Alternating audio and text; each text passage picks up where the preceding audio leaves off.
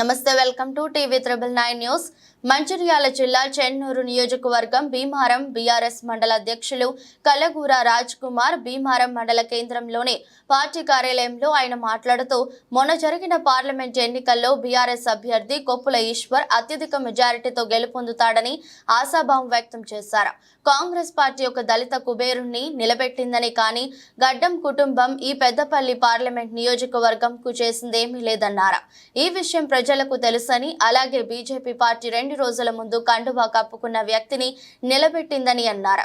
కొప్పుల ఈశ్వర్ ఎలాంటి అవినీతి లేని ఉద్యమ నాయకుడని, అలాగే కోల్ బెల్ట్ లో అందరికీ తెలిసిన వ్యక్తి అన్నారు. కొప్పుల ఈశ్వర్ అత్యధిక మెజారిటీతో గెలవబోతున్నారని అన్నారు. ఇక్కడ ప్రాతినిధ్యం వహిస్తే పెద్దపల్లి పార్లమెంట్ పరిధి నుంచి కొప్పుల ఈశ్వర్ గారు ప్రాతినిధ్యం వహించిన ఒక గని కార్మికులుగా ఇక్కడికి పెద్దపల్లి పార్లమెంటుకు అభ్యర్థిత్వం కేసీఆర్ గారు ప్రకటిస్తే ఒక ధనికుల్ని కాంగ్రెస్ ప్రభుత్వం ఇవాళ ప్రభుత్వం ఉంది. కాంగ్రెస్ పార్టీ ఒక ధనికుల్ని, ఒక కుబేరుల్ని ఇక్కడ అభ్యర్థిగా ప్రకటించడం జరిగింది. బీజేపీ కూడా ఒక 2 రోజుల కింద కండువాలు కప్పుకొని మారిన వాళ్ళకు ఇక్కడ బీజేపీ కూడా పెద్దపల్లి పార్లమెంట్లో అభ్యర్థిత్వం ఇవ్వడం జరిగింది. కాంగ్రెస్ వ్యక్తికే మేము మా కేసీఆర్ గారు కానీ మా పార్టీ కానీ మొదటి నుంచి కూడా చెప్తా ఉన్నది బీజేపీ కాంగ్రెస్ ఒకటే అని చెప్పేసి.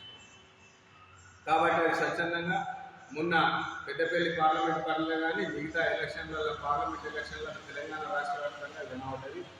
అందుకనే భీమారం మండలం నుంచి 67% ఓటింగ్ జరిగింది.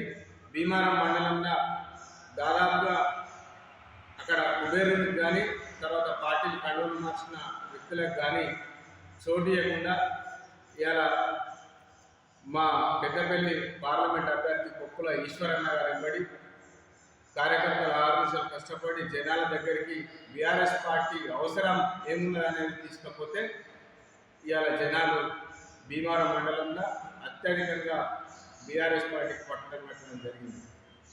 సర్వేలు చెప్తా ఉన్నాయి పెద్దపల్లి పార్లమెంట్లో ఈశ్వరన్న గెలుపు నల్లేరు నడిపే గెలుస్తుండు అని చెప్పేసి. మిగతా వాళ్ళు కూడా మొన్న ఎలక్షన్ జరిగితే ఎలక్షన్ డే రోజు వాళ్ళు శిబిరాలలో ఉండకుండా, ఏదైతే ఓటర్ కేంద్రాలలో ఉండకుండా కాంగ్రెస్ నాయకులందరూ ఇళ్లలో పోయి బయటికి పోయి పలారు కావడం జరిగింది. ఓటర్ శైలి తెలుసుకొని ఆ ఓటర్ కేంద్రాలను కూడా లీడా నిలిచబెట్టిన పరిస్థితి మొన్న పార్లమెంట్లో ఉండబడ్డది. మేము ఒకటే చెప్తా ఉన్నాం, ఎప్పుడైనా మంచి గెలుస్తుంది అనడానికి మొన్న పార్లమెంటు ఎలక్షన్ నిదర్శనం. రూపాయి ఖర్చు లేకుండా ఇవాళ మందు సీసాలు వంచారు కాంగ్రెస్ వాళ్ళు, డబ్బులు వంచారు కాంగ్రెస్ వాళ్ళు. ప్రజలకు పంచడానికి వస్తే లీడర్లే తిన్నారని చెప్పేసి ప్రజలు ప్రయోజనం చేస్తూ ఉన్నారు. అటువంటి పరిస్థితులల్లో కాంగ్రెస్ పార్టీ ఒక నీచమైన పార్టీ. కాంగ్రెస్ పార్టీ అబద్ధాల పునాదుల మీద నిర్మించుకున్న పార్టీ కాబట్టి అది ఎప్పుడు అబద్ధాల మీదనే గెలుస్తారు తప్పితే అది ప్రజలకు మేలు చేసే పార్టీ అని చెప్పేసి అతి తొందరగా 5 నెలల లోపులనే ప్రజలు గ్రహించి ఇవాళ చెప్పబెట్టుగా రేవంత్ రెడ్డి ఏమంటాడు, ఇవాళ నా పనికి నిదర్శనం, మా ప్రభుత్వానికి నిదర్శనమే మా ఓటు అని చెప్పేసి చెప్తా ఉన్నాడు. మేము కూడా అదే చెప్తా ఉన్నాం, నీ పనికి నిదర్శనం రేపు జరగబోయే రిజల్ట్ ఏమో చూస్తుంది. నీ పనికి నిదర్శనమే ఇవాళ పార్లమెంట్ ఎలక్షన్లో జరిగిన ఓటర్ మహాశైల తీర్పు అని చెప్పేసి మేము కూడా దాన్ని ఏకీభవిస్తూ ఉన్నాం.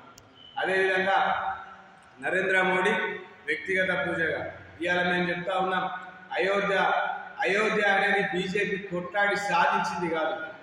ఇవాళ అయోధ్యలో రామాలయం బీజేపీ కొట్లాడి సాధించింది కాదు, అది సుప్రీంకోర్టు తీర్పుతోటి కట్టిన రామాలయం.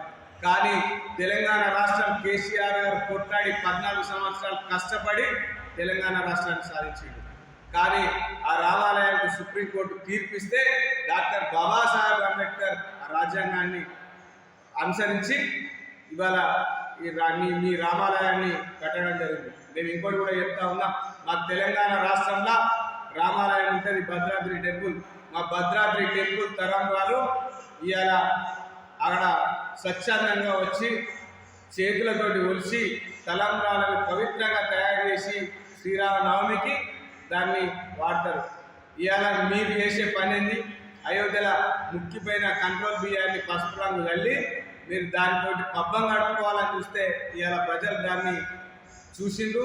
ఈ మాకొచ్చే బియ్యాన్ని పసుపు నీళ్ళతోటి మా కంటబెట్టి మా దగ్గర ఓట్లు దండుకోవాలని మోడీ చూసిండు. మేము అంత అమాయకులం కాదని చెప్పేసి కూడా ఇవాళ వాళ్ళు స్వచ్ఛందంగా చెప్పడానికి సిద్ధంగా ఉన్నారు. ఏంటి అంటే గతంలో బీఆర్ఎస్ పార్టీ ఓడిపోయి 5 నెలలు అవుతుంది, కాంగ్రెస్ పార్టీ ఫెయిల్ అయింది. కాబట్టి వేరే పరిస్థితులు లేక కొంత ఓట్ బ్యాంకు బీజేపీ వైపు మళ్ళింది. ఎందుకంటే మొన్ననే బీఆర్ఎస్కి వేయలేదు, ఇప్పుడు కూడా కాంగ్రెస్ ఫెయిల్ అయింది. మళ్ళా మా ఆలోచనని మార్చుకుంటే కొద్దిగా సేమ్గా ఫీల్ అయ్యి కొంతమంది వ్యక్తులు ఈగో పోయి బీజేపీ కేసీకి తప్పితే మోడీ మాయ లేదు, మోడీ మ్యాజిక్ లేదు. ఇవాళ నడిచేదంతా తెలంగాణలో కేసీఆర్ మ్యాజికే. కేసీఆర్ చేస్తాడు, కేసీఆర్ చేస్తాడని తెలంగాణ ప్రజలు గట్టిగా నమ్మింది. కాబట్టి ఇవాళ తెలంగాణ అంతటా బీఆర్ఎస్ పార్టీ హవా ఏ విధంగా నడుస్తుందో చెప్తా ఉన్నా. నేను చెప్తా ఉన్నా, 5 నెలల కోరుకున్న పార్టీ ఏది లేదు. ఇదే కాంగ్రెస్ కోరుకోవడానికి 10 సంవత్సరాల కాలం పట్టింది. 10 సంవత్సరాల దాకా చుట్టుకులబడ్డ కాంగ్రెస్ మొన్న కొద్దిగా తక్కువ మెజార్టీతోటి ఒక 1.8% తోటి మాత్రమే వాళ్ళకు పట్టబెట్టడం జరిగింది. కానీ ఇవాళ 5 నెలల కాలంలోనే ఏకైక పార్టీ పుంజుకున్న పార్టీ భారతదేశం చరిత్రలో ఏదైనా పార్టీ ఉన్నదంటే అది కేవలం బీఆర్ఎస్ పార్టీ. ఎందుకంటే మాది ఉద్యమం పార్టీ, ఉద్యమం నుంచి లక్షణం మేము. కాబట్టి ఉద్యమం ఏ విధంగా చేసినామో, తెలంగాణ రాష్ట్రం డెవలప్మెంట్ ఏ విధంగా కావాలని చెప్పేసి మేము ఆకాంక్షించినామో, మా కేసీఆర్ గారు ఆకాంక్షించిందో అది నిదర్శనం. ఇవాళ ప్రజలు చాలా పథకాలు అనుభవిస్తూ ఉన్నారు, సంక్షేమ పథకాలు అనుభవిస్తూ ఉన్నారు, అభివృద్ధి పనులు అనుభవిస్తూ ఉన్నారు. కాబట్టి ఇవాళ కేసీఆర్ గారి ఆలోచన మేర, కేసీఆర్ గారి అభివృద్ధి పనులకు, సంక్షేమ పనులకు ముగ్ధులై రేవంత్ రెడ్డి ఫెయిల్ అవడం వల్ల రేవంత్ రెడ్డితో చేత కాదు, రేవంత్ రెడ్డి చిల్లరగాడు, రేవంత్ రెడ్డి చిల్లర మాటలు చెప్తే పనిచేతగాడు అని చెప్పేసి ప్రజలు నమ్మి ఇవాళ తెలంగాణ రాష్ట్ర వ్యాప్తంగా బీఆర్ఎస్ పార్టీని ఆదరించడం జరుగుతూ ఉన్నది. మళ్ళా తెలంగాణ రాష్ట్ర